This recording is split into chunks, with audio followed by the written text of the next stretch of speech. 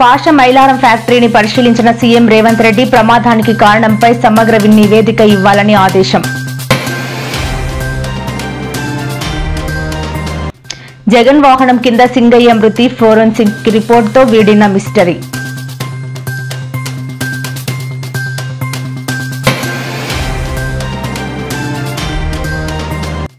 రెండు తెలుగు రాష్ట్రాలకు వర్ష సూచన, మరో 3 రోజులు భారీ వర్షాలు వెల్లడించిన ఐఎండీ.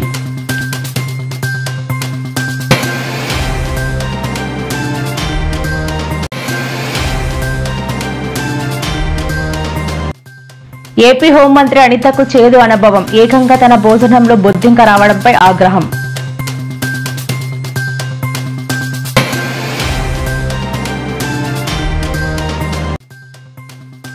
తెలంగాణ బీజేపీ అధ్యక్షుడిగా రామచంద్రరావు ఏకగ్రీవం, పదవులు శాశ్వతం కాదు అంటూ ఎంపీ పురంధేశ్వరి సంచలన వ్యాఖ్యలు.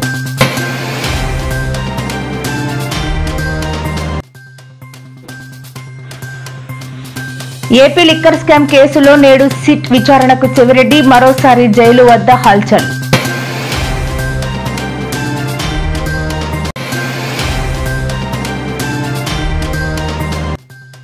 తాడేపల్లిలో వైఎస్ఆర్సీపీ యువజన విభాగంతో వైఎస్ జగన్ కీలక సమావేశం, రాజకీయంగా ఎన్ని ఇబ్బందులొచ్చినా రాజీ పడలేదంటూ స్పష్టం.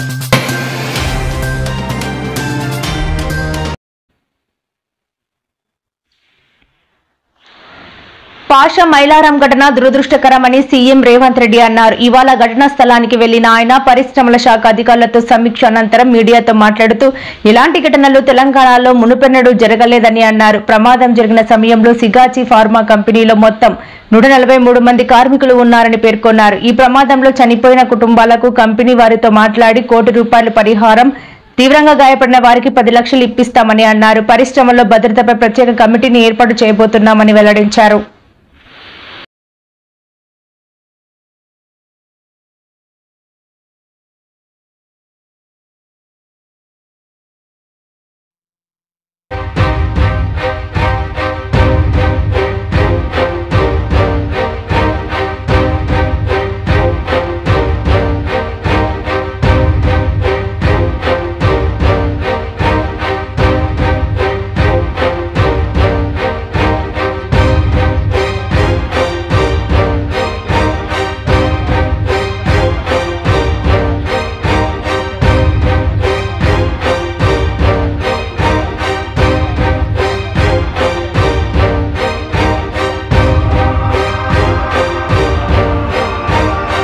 యజమానులతో మాట్లాడి ప్రభుత్వం వైపు నుంచి సహకారం తీసుకొని వాళ్ళకి నష్టపరిహారం అందించడం జరుగుతుంది.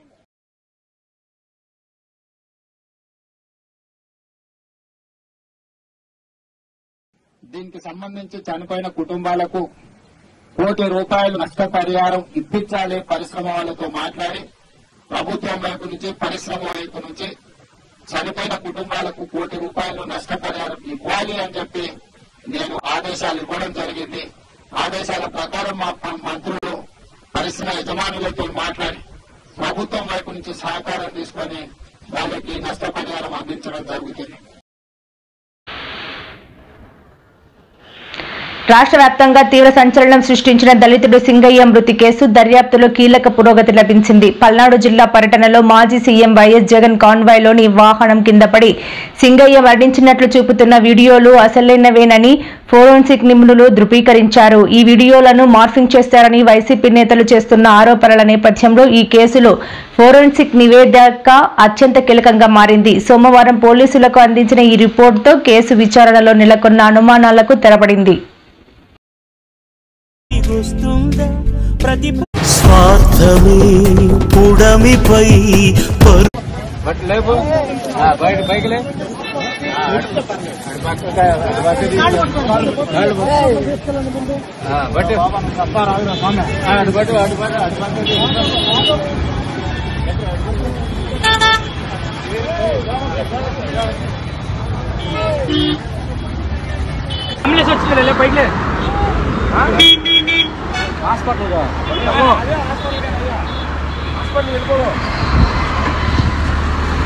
స్వార్థమే పుడమిపై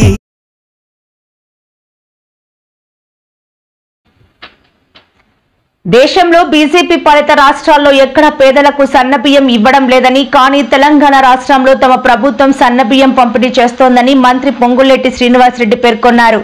వరంగల్ జిల్లాలో పర్యటించారు. గత 10 ఏళ్లలో బీఆర్ఎస్ ప్రభుత్వం విద్యను నిర్వీర్యం చేసిందని విమర్శించారు. ముఖ్యమంత్రి రేవంత్ రెడ్డి విద్యకు పెద్దపీట వేశారని చెప్పారు. దేశంలో ఏ రాష్ట్రంలో అమలు చేయని విధంగా పేద వర్గాలకు రేషన్ షాపుల ద్వారా సన్నబియ్యం అందిస్తున్నామని తెలిపారు. రాష్ట్ర వ్యాప్తంగా మొదటి విడతగా 4.5 లక్షల ఇందిరమ్మ ఇళ్లు ఇచ్చామని చెప్పారు. పెద్దలందరికీ నమస్కారం. నా పేరు రుద్రాక్ష పుష్ప. నకరకల్ మండలం తాటికల్ గ్రామం. మా ఇల్లు చూసి, మా పరిస్థితి చూసి మీకు ఇల్లు ఇస్తానని చెప్పడం జరిగింది. నాకు చాలా ఆనందంగా ఉంది. మాలాంటి పేదలను గుర్తించి ఇలాంటి పేదలకు పథకాలన్నీ అందాలని మాలాంటి వాళ్ళకి ఇవ్వడం చాలా గర్వంగా ఉంది.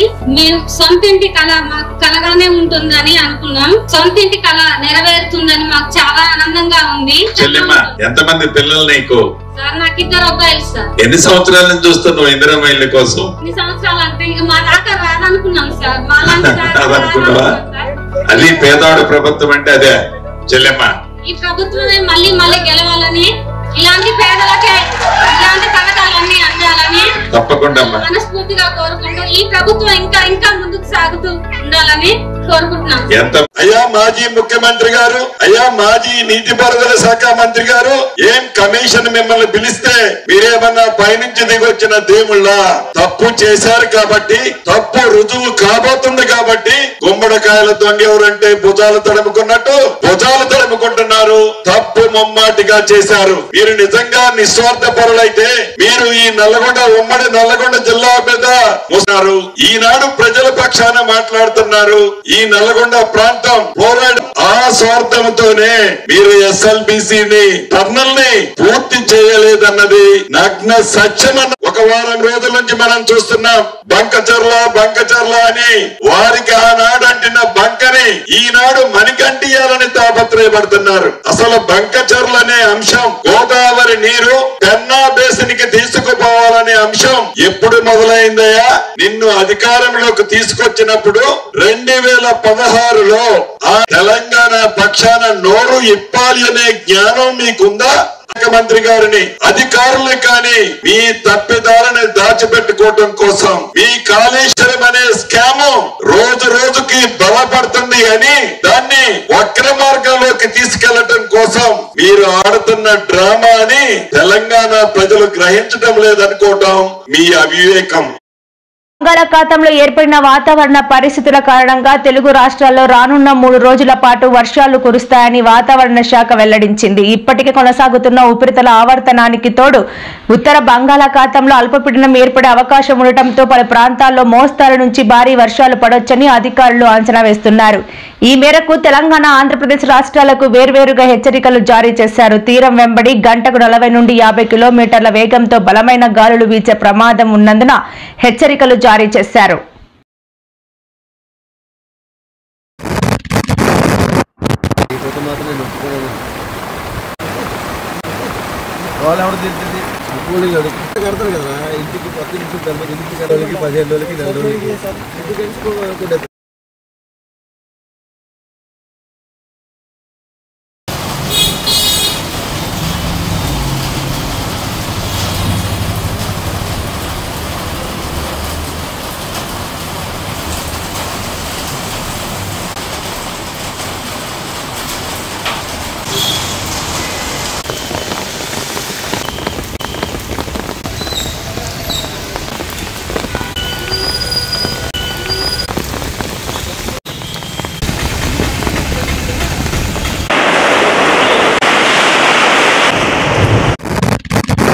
కిలోమీటర్స్ హైట్ వరకు ఉంది.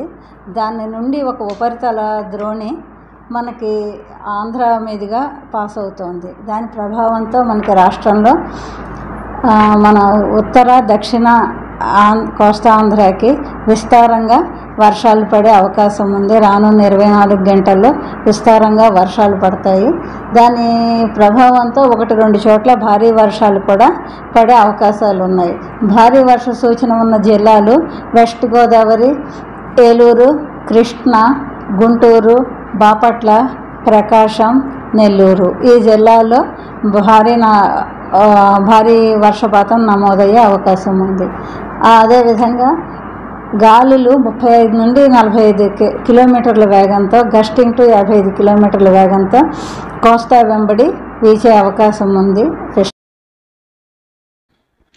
ఏపీ హోంమంత్రి అనిత రాష్ట్రంలోని ఓ బీసీ బాలికల హాస్టల్ను సందర్శించి విద్యార్థులతో కలిసి భోజనం చేశారు. ఈ క్రమంలో హోంమంత్రి విద్యార్థులతో కలిసి భోజనం చేస్తుండగా ఆమె ప్లేట్లోనే బొద్దింక వచ్చింది. దీంతో ఆమె వంట మనుషులపై ఆగ్రహం వ్యక్తం చేశారు. తనకు పెట్టిన భోజనంలోనే బొద్దింక వచ్చిందని వంట సిబ్బందికి చూపించారు.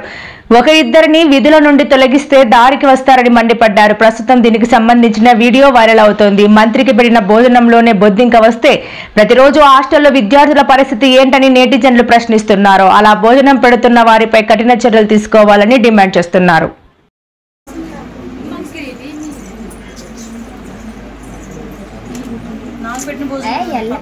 భోజనం కూడా సరిగా లేదు.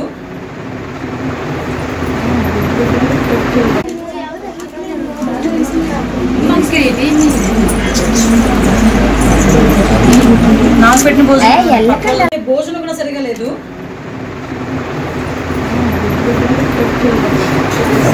అది ఓపెన్ చేయి.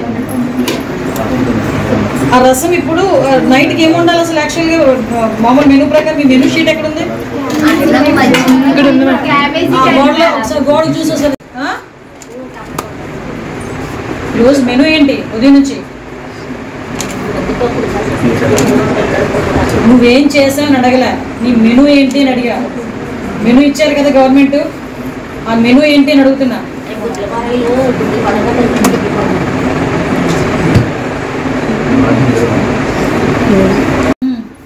అది మీరు రాసుకున్నదా లేకపోతే గవర్నమెంట్ ఇచ్చిందా?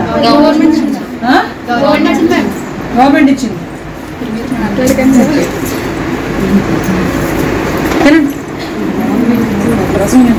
వచ్చింది కోట్ల 7కి. నో అరగంట అయింది, ఆవిడ లేదు. కనుక్కోవడం ఏంటమ్మా? పనిష్మెంట్ కాల్ఫర్ చేయండి. సీసీ కెమెరాస్ లేవేంటి కనీసం గర్ల్స్ హాస్టల్ దగ్గర? మీరు ఇమీడియట్గా రేపు ఒకసారి వచ్చి విజిట్ చేసి సీసీ కెమెరాలు పెట్టించండి. ఇక్కడ మెనూ కూడా ఎగ్జాక్ట్గా వెళ్ళట్లేదు పిల్లలకి. ఎంక్వైరీ రాస్తున్నారు, ముందు ఎంక్వైరీ రిపోర్ట్ నాకు పంపించండి. ముందు ఆవిడ మీద డిసిప్లినరీ యాక్షన్ తీసుకోండి. 30 మంది ఎంతమంది ఉన్నారమ్మా పిల్లలు? 44 మంది ఆడపిల్లలను వదిలేసి 5 గంటలకు వెళ్ళిపోయిందంటే ఇవిడ ఏమనుకుంటుంది?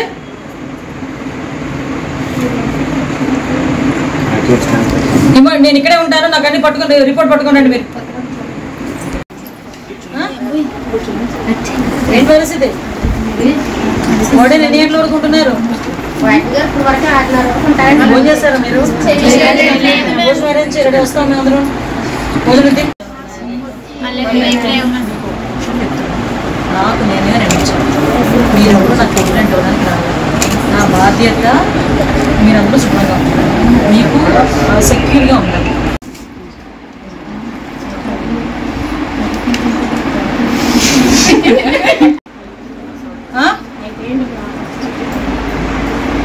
అయిపోయి కాబట్టి మానేస్తున్నావు. గవర్నమెంట్ పెట్టమన్నదని పెట్టవు నువ్వు.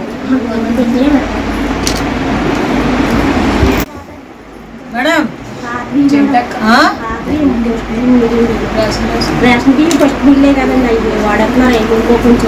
అది వాడొద్దు. హాస్టల్స్ లో కూడా సన్నబై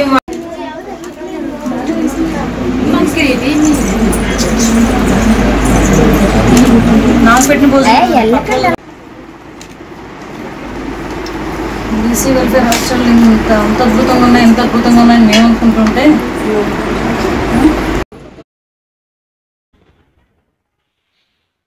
బీజేపీలో చేరినప్పటి నుంచి పార్టీ తనను గౌరవిస్తూనే ఉందని రాజమండ్రి ఎంపీ దగ్గుబాటి పురంధేశ్వరి తెలిపారు. ఎంపీ పురంధేశ్వరి స్థానంలో ఆంధ్రప్రదేశ్ రాష్ట్ర బీజేపీ అధ్యక్షుడిగా మాజీ ఎమ్మెల్సీ మాధవ్ ఎన్నికయ్యారు.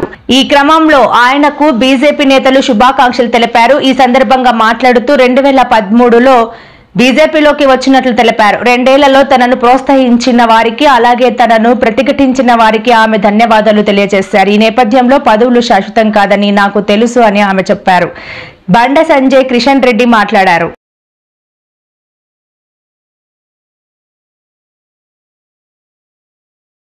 సంబంధించినటువంటి సిద్ధాంతానికి అనుగుణంగా వెళ్ళాలి అనేటువంటి ఆలోచనేనని చెప్పి ఈ సమావేశం మాధ్యమంగా మీ అందరికీ కూడా నేను తెలియజేస్తున్నటువంటి విషయం. ఎప్పుడు స్వలాభాపేక్ష అనేది నేను ఎప్పుడు కూడా చూడలేదు, ఆశించలేదు. పార్టీకి సంబంధించినటువంటి ఏ నిర్ణయం అయినా సరే, మధుకర్ గారు ఉన్నారు, వారితో చర్చించేదాన్ని. కొన్ని నిర్ణయాలు నాకు అంత రుచించకపోయినా కూడా పార్టీకి సంబంధించింది కాబట్టి పారదర్శకతోటి ముందుకు వెళ్ళాలి అనేటువంటి ఆలోచనతోటి ప్రతి విషయం కూడా వారితో చర్చించి నిర్ణయం నేను తీసుకునేదాన్ని. అంటే ఇక్కడ పార్టీకి మంచి చేకూర్చాలి, లాభం చేకూర్చాలి అనేటువంటి భావన తప్పించి నా ఈ 2 సంవత్సరాల ప్రస్థానంలో వేరే ఆలోచనకి తావు లేదు అని చెప్పి నేను మీ అందరికీ కూడా తెలియజేస్తున్నటువంటి విషయం. అనేకులు అనేక విధాలుగా కూడా మాట్లాడారు, అయినా కూడా వాటిని పక్కన పెడుతూ ఖచ్చితంగా పార్టీ ఏ విధంగా ముందుకు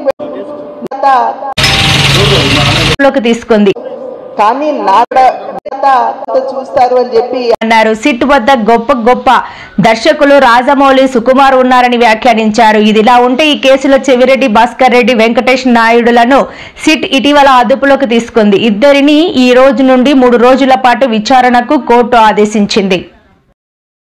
ఫ్రెండ్స్ అని చెప్తా, నన్ను తీసుకెళ్లి కోర్టులో సబ్మిట్ చేస్తావు. అక్కడ నేనేం చెప్తాను తెలుసా? మెగాస్టార్ చిరంజీవి నేను ఫ్రెండ్స్ అని చెప్తా. మీ రజనీకాంత్ ఋషికేశ్తో సన్యాసులతో తిరుగుతుంటాడే, అది అబద్ధం. ఆయన దుబాయ్ లో నాతో ఉంటాడు అని చెప్తా. నాకు వాళ్ళకి ఏ సంబంధం లేదు. కానీ ఇది నిజమా కాదా అని మీరు తెలుసుకోవడానికి 10 ఏళ్లు పడుతుంది.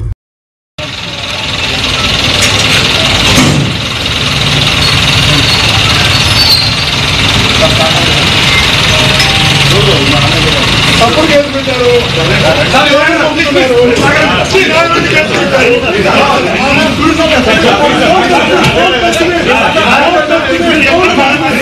అప్పుడు కేసు పెట్టారు, అన్యాయంగా జైలుకు పంపుతున్నారు. చుట్టూ ఒక గొప్ప గొప్ప దర్శకుడున్నాడు, ఒక రాజమౌళి, ఒక సుకుమార్, గొప్ప గొప్ప దర్శకుడున్నాడు. అన్నిటికీ కాలు సమాధానం చెప్తుంది. తప్పుడు కేసులు పెట్టిన ప్రతి ఒక్కరికి దేవుడు శిక్షిస్తాడు. తప్పుడు కేసులు పెట్టారు, అన్యాయంగా తప్పుడు కేసులు పెట్టారు. గొప్ప గొప్ప నటులంతా ఉన్నారు అక్కడ, గొప్ప గొప్ప భగవంతుడితో చెప్తున్నా. తప్పుడు కేసు పెట్టి జైలు పంపుతున్నారు. తప్పుడు కేసుకి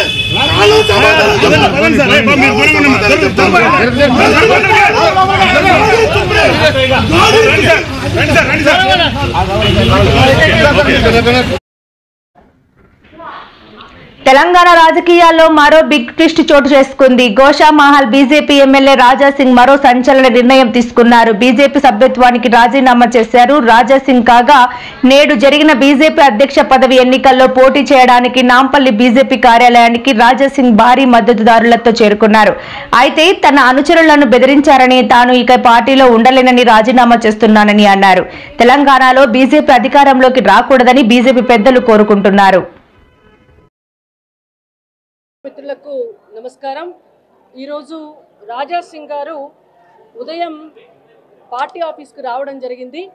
రాష్ట్ర అధ్యక్ష ఎన్నికలకు నామినేషన్లు స్వీకరిస్తున్న సందర్భంగా వారు వచ్చి ఇక్కడ ఈ ఎన్నికల అధికారి ఎవరైతే ఉన్నారో వారు ఉల్టా పార్టీని బదనాం చేసుకుంటా ఒక మ్యాటర్ ఇది కూడా రాసిన కిషన్ రెడ్డి గారు, పార్టీకి నేను రాజీనామా ఇస్తున్నాను, మీరు మీ లెటర్లో స్పీకర్ గారు కూడా పంపించేసేయండి. రాజాసింగ్ ఇప్పుడు పార్టీ సింబల్ నుంచి గెలిచిండు.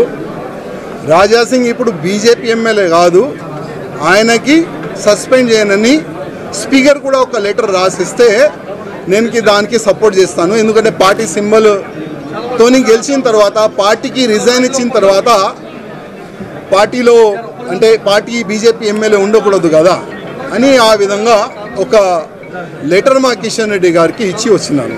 కానీ ఎంత కష్టపడి ఇవాళ లేకపోతే రేపు బీజేపీ గవర్నమెంట్ తెలంగాణలో వస్తుంది అనుకున్నాం.